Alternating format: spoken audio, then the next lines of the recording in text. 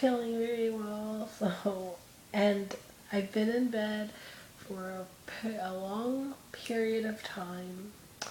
But I'm gonna do my July, what I watched in July. But first, look at my shirt. Look, it's Audrey on my shirt. Yep. So, yeah. But anyway, I'm gonna start with, let's just get into it. I only watched 7 movies in July from my own collection. I watched them. I got like 4 movies from the library, but then I've been working, so I don't really feel like watching stuff when I come home because I'm so tired. But yeah, this is what I watched. Okay, the first is a Shaggy Dog. Got this free from the movie, Disney Movie Awards. I actually loved Tim Allen a lot, but this movie was just okay. And then I watched The Sandlot, which is one of my favorite movies ever, and that's great. Then I watched The Good, the Bad, and the Ugly for the first time because Isn't it Eli Wallace or Wallach? Wallace. I don't know. Eli Wallace, he passed away, and so July. So I wanted to watch the movie that he is most famous for. What I know him from is the movies I know him from are The Holiday. That's the first time I ever saw him, and I loved him as Arthur, and he was like the heart of that movie. And then How to Sell a Million with Audrey Hepburn and Peter O'Toole, and he was great in that. And then The Magnificent Seven, also a really good movie. And so I had to watch The Good, the Bad, and the Ugly, and this was really good. It was very, very good. Eli Wallace was great, of course. Next is Willy Wonka Chocolate Factory. I watched this in the theater, and of course I love that movie. Yes. And then after that, I watched Love and Other Drugs, which is, the ending is what I kind of watch it for. Like the movie as a whole, I'm like, I like it, I do, but the end killed me. Like, it used to make me cry, like, a lot. Like, and that scene at the end is just like me cry and cry and cry. It don't make me cry anymore, but it just gives me a warm, fuzzy feeling inside, and I'm just like, oh my god, like, touches my heart. Next is Oy Vey, My Son is Gay, and I wanted to have this. This was 5 years, and it took 5 years for this to be released. And it was supposed to be released like, you ordered this May 1st because I had a gift card for my birthday, so I pre-ordered it in May 1st when I got the gift card, or around that time, but I pre-ordered it, and it came in July. Like, it was a very long time before I got it.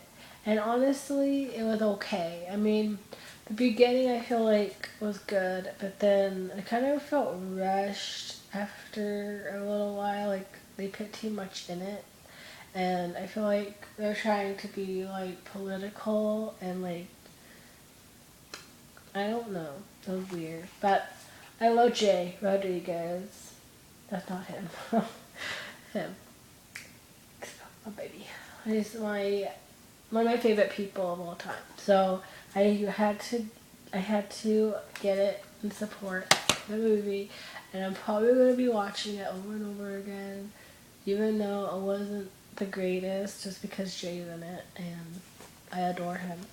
And then last but not least is The Breakfast Club.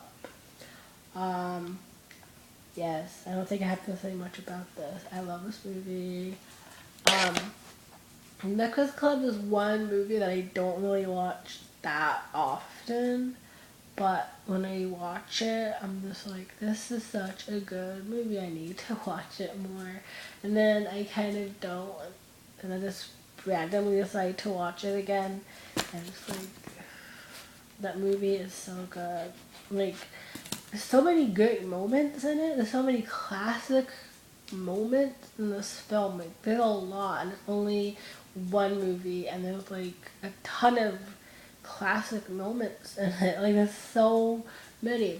The whole movie is just a classic in itself. And then like you have them dancing in the library, running around the halls, getting high in detention, and like all of it was so classic. It's like every scene in the movie, and then them sitting in a circle like talking about life, like all of it is classic. Like a lot of movies, you have like that classic moment, like that moment that defines the movie. But I feel like the Breakfast Club, like every single scene defined it. Like every, not every scene, but like there's so many, and all the lines are classic, like pretty much. So it's just like it's a timeless movie.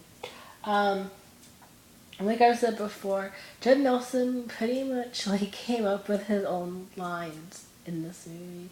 A lot of his stuff that he says came from his own brain. So he is a genius because a lot of the lines, I think most, if not all, were pretty much made up by him.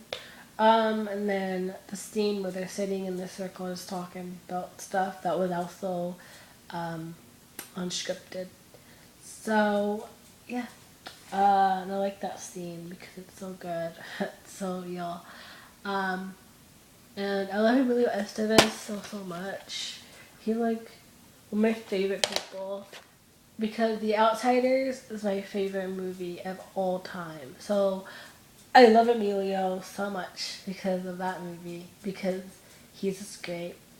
So, not a huge Molly Ringwald fan, honestly, but I don't think there's anyone else who could have played Claire. I don't like Claire either, but I think I don't know. Like I don't like them. I don't like the person or the character, but they were perfect for that character. Like the character needed to be there, obviously. But anyway, and I can't forget Paul Gleason who played for him. Rest in peace. You miss with the bowl, you get the horn. I love that line. Well, it's lame and bad. Like it's that, but I love it. But anyway, that is all